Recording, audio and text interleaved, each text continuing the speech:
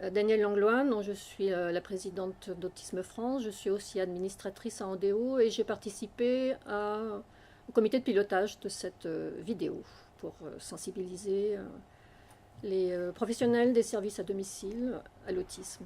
Alors, ce qui m'a intéressé dans cette vidéo, d'abord, c'est sa forme, que ce soit une vidéo.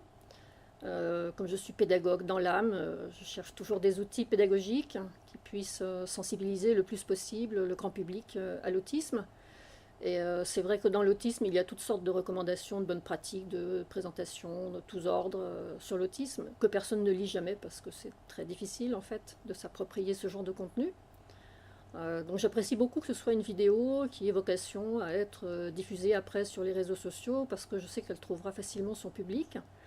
Et qu'il y a un vrai besoin d'informations sur l'autisme fiables, parce qu'il y a énormément d'informations qui circulent sur l'autisme, mais qui sont souvent approximatives, parfois carrément fausses, mal présentées, mal contextualisées, mal reliées les unes aux autres. Donc c'est un manque énorme en France, qui tient aussi à ce que la puissance publique ne s'est pas vraiment emparée de ce sujet. Dans d'autres pays, c'est fait, hein.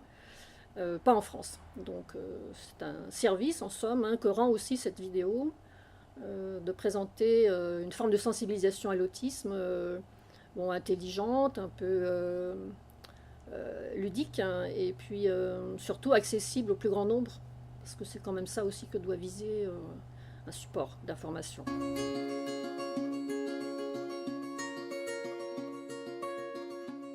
Pour comprendre l'autisme, il faut commencer par faire tomber certains préjugés. L'autisme est un trouble précoce du développement neurologique entraînant un handicap plus ou moins sévère qui n'est pas forcément visible immédiatement.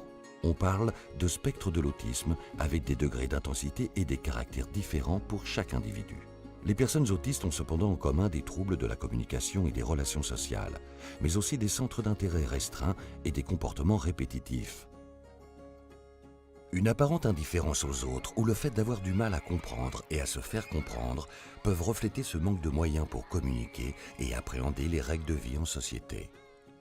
Ces difficultés peuvent également masquer les problèmes somatiques car un enfant ou un adolescent autiste n'exprime pas forcément les douleurs ou les besoins qu'il ressent. Pour une personne autiste, la perception du monde qui l'entoure peut être démultipliée par des troubles sensoriels.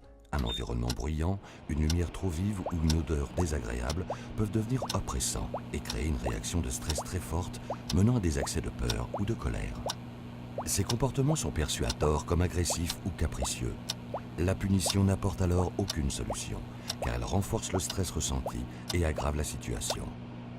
Pour adapter son approche à un enfant ou à un adolescent autiste, l'aidant doit avoir une attitude bienveillante et une bonne connaissance des troubles de l'autisme. Prenez le temps d'échanger avec les professionnels référents et la famille, qui connaît les particularités de son enfant, ses centres d'intérêt, ses anxiétés et les programmes ou les outils qui fonctionnent selon les situations rencontrées.